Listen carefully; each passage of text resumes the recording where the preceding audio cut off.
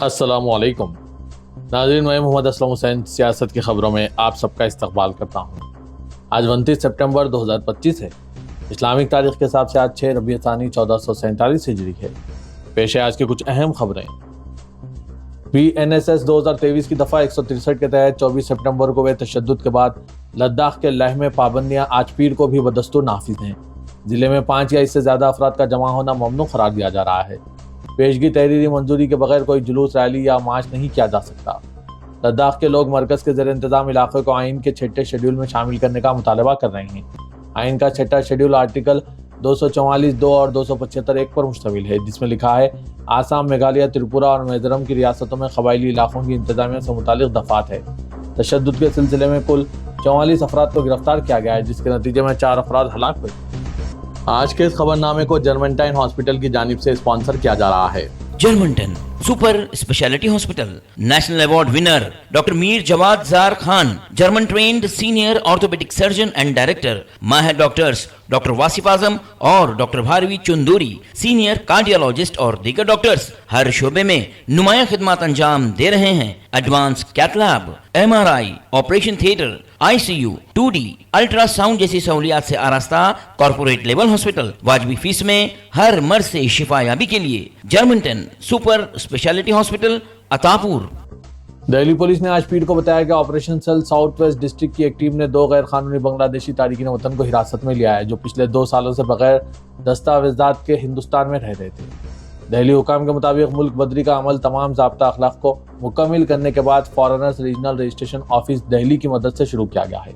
Police نے آج پیر کو حراست میں لیے گئے افراد کی شناخت محمد عبدالعزیز میاں 46 سال کے طور پر کی ہے، جو بنگلہ دیش کے ٹینگل ضلع کے سقی پور کے رہائشی ہے، اور بنگلہ دیش کے غازی پور ضلع کے کالی گنج کے رہائشی محمد رفیق الاسلام 29 سال کے ہیں۔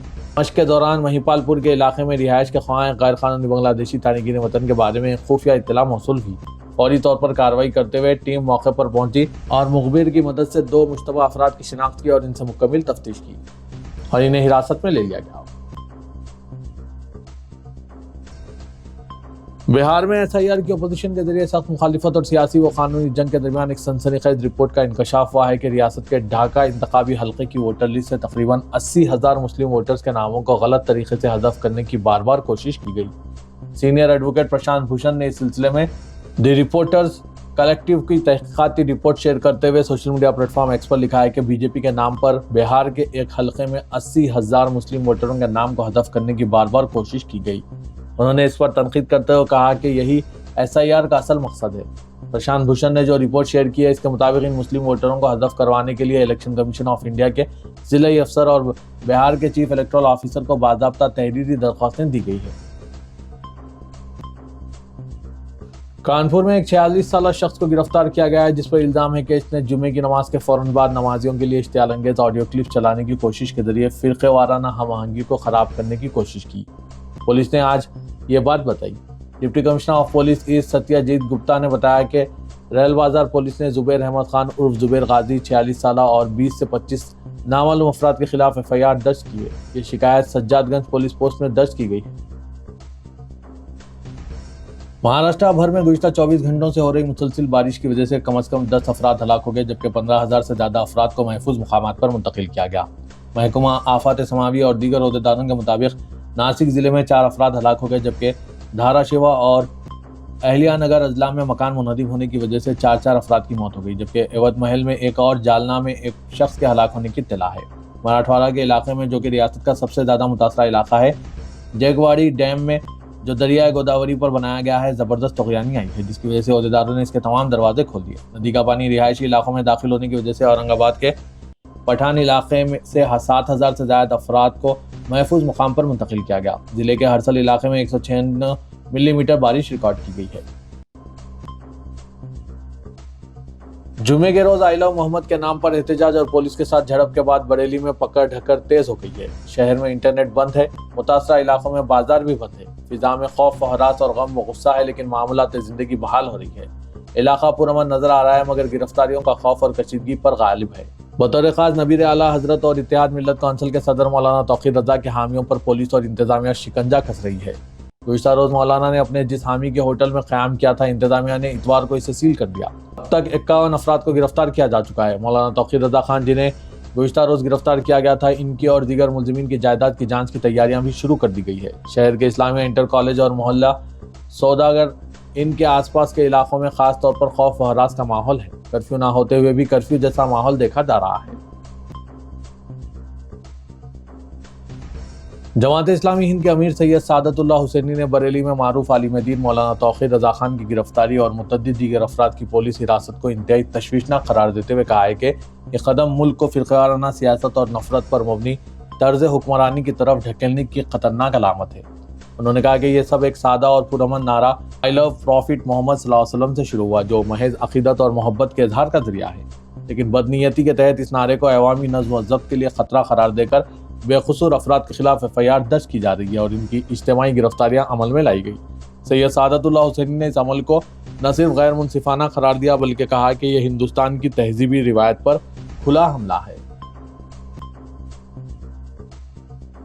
اتر پردیش میں آئی لو محمد صلی اللہ علیہ وسلم احتجاج پر پولیس کے لاٹھی چارج کے بعد اب BJP کے ایک لیڈر نے آئی لو یوگی، آئی لو بلڈوزر کے پوسٹر لگا کر مسلمانوں کے زخموں پر نمک پاشی کی کوشش کی ہے۔ راج بھون اور ملک اسکوائر کے قریب یہ پوسٹر BJP یووا مورچہ کے جنرل سیکرٹری امت ترپاٹھی نے لگائے ہیں۔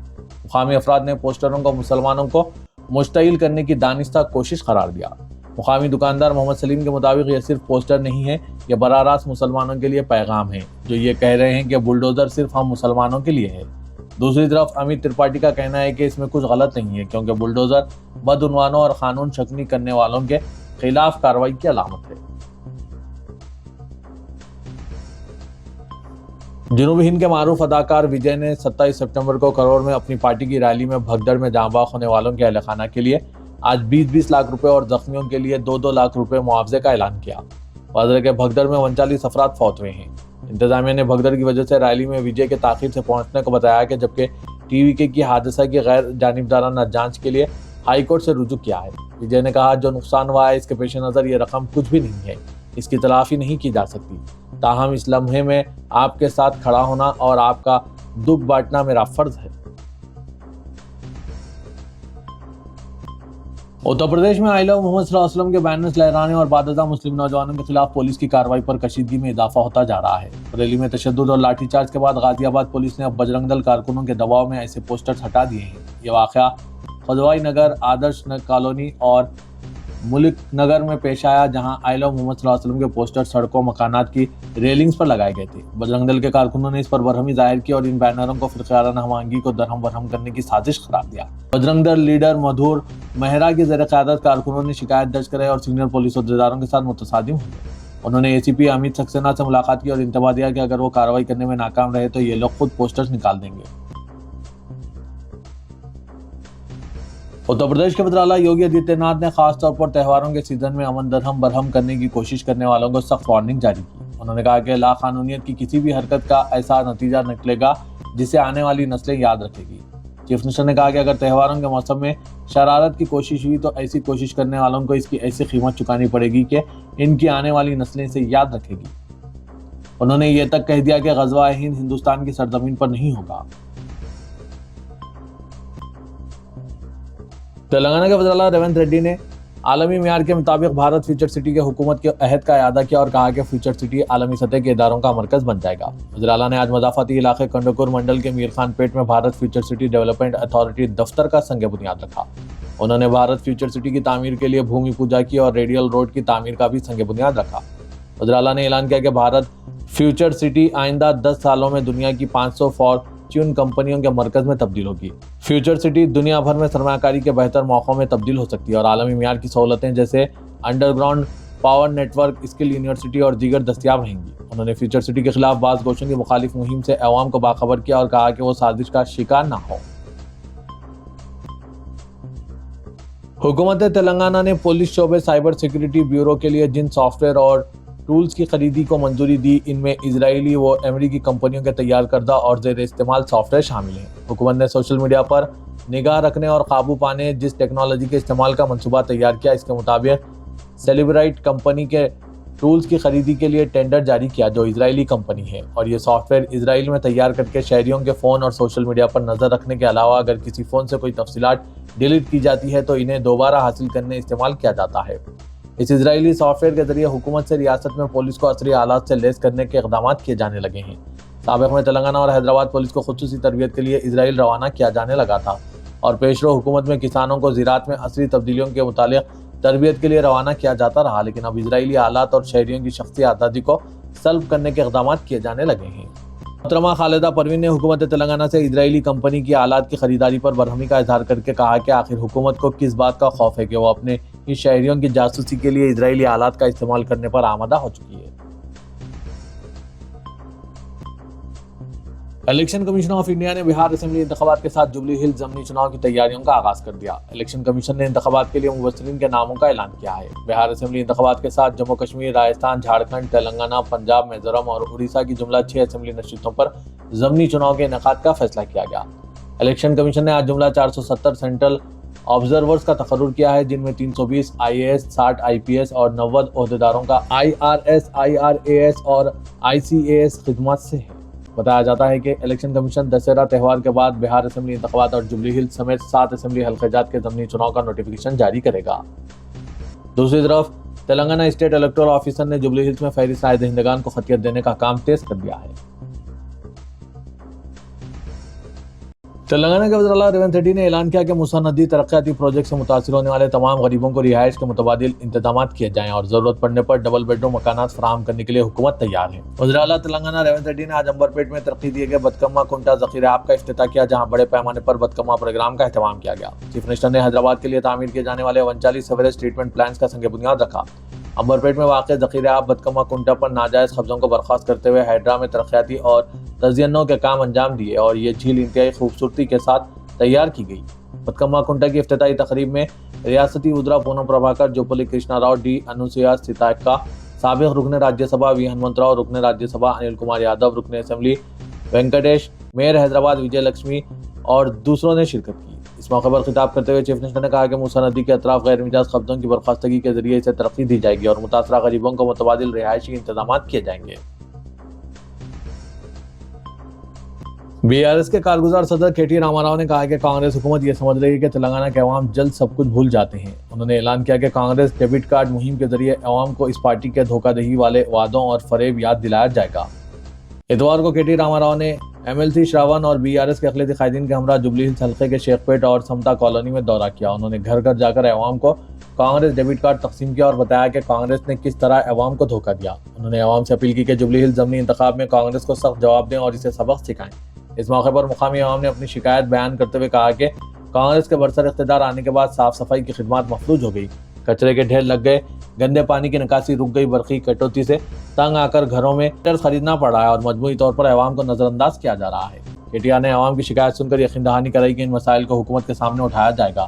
عوام نے KCR کی قیادت پر پورا بھروسہ ظاہر کرتے ہوئے کہا کہ جوبلی ہلز کے ضمنی انتخاب سمیت آنے والے انتخابات میں BRS ہی کامیاب ہوگی۔ کمشنر سٹی پولیس CV آنند، جن کا تبادلہ کر دیا گیا ہے، انہوں نے دعویٰ کیا کہ ان کے 11 ماہ کی میعاد کے دوران حیدرآباد میں جرائم کی شرح میں 17% کمی آئی ہے۔ CV آنند نے سوشل میڈیا پر لکھا کہ انہوں نے سپٹمبر 2024 میں عہدے کا جائزہ لیا تھا۔ 11 ماہ کے دوران 31,533 FIR درج ہوئے، جبکہ اسی وقفے کے دوران 2023-24 میں 38,206 مقدمات درج ہوئے تھے۔ حیرت انگیز طور پر آنند نے یہ بھی دعویٰ کیا کہ سائبر جرائم میں بھی 14% کی کمی آئی ہے۔ اغوا کے واقعات میں 12%، قتل کی وارداتوں میں 14% کمی کا انہوں نے دعویٰ کیا۔ اسی دوران ایک جائزہ اجلاس منعقد کرتے ہوئے CV آنند نے سٹی پولیس کے تمام ملازمین کا شکریہ ادا کیا۔ انہوں نے یہ بھی بتایا کہ جہاں جرائم کی شرح میں کمی ہوئی ہے، وہیں کیسوں کو نمٹتے ہوئے مسائل کی یکسوئی میں اضافہ ہوا ہے، جو خوش آئند ہے۔ انہوں نے کہا کہ ہر اعتبار سے ان کے دور میں شہر میں حالات پرامن رہے۔ موسیٰ ندی کی آبی سطح میں بتدریج کمی کے بعد چادر گھاٹ میں کیچڑ، مٹی، درخت کی ٹوٹی ہوئی شاخیں دیکھی جا رہی ہے۔ پانی کے ساتھ غلاظت، کچرا، گندگی دیکھی گئی۔ GHMC کے سینیٹیشن کے ورکرز نے متاثرہ علاقوں میں صفائی اور کچرا ملبے کی نکاسی کا انتظام کیا۔ GHMC کے ذرائع نے بتایا کہ ان علاقوں میں معمول کی صورتحال کی بحالی تک یہ مہم جاری رہے گی۔ GHMC کے ورکرز جراثیم کش اسپرے کر رہے ہیں تاکہ شہریوں کو امراض سے بچایا جا سکے۔ موسیٰ رام باغ برج پر بھی کچرا اور ملبے کی صفائی کے کام انجام دیے جا رہے ہیں۔ GHMC کی جانب سے متاثرہ خاندانوں کو ناشتہ فراہم کیا گیا۔ ان علاقوں میں خصوصی طبی ٹیمیں تعینات کی گئی تاکہ صحت عامہ کو یقینی بنایا جا سکے اور بیماریوں کی روک تھام کی جا سکے۔ چادر گھاٹ، کشن باغ اور نارسنگی کے متاثرہ خاندان घरों को वापस हो रहे हैं। मूसा नदी के दोनों तरफ के इलाके महसूर हो गए थे क्योंकि उस्मान सागर और हिमायत सागर के दरवाजे खोलते हुए पानी को छोड़ा गया था। दोनों ज़खायर के आबगीर इलाकों बशमूल वक़ाराबाद में शदीद बारिश के बाद दोनों ज़खायर की सतह में बतदरीज इजाफा हो गया था।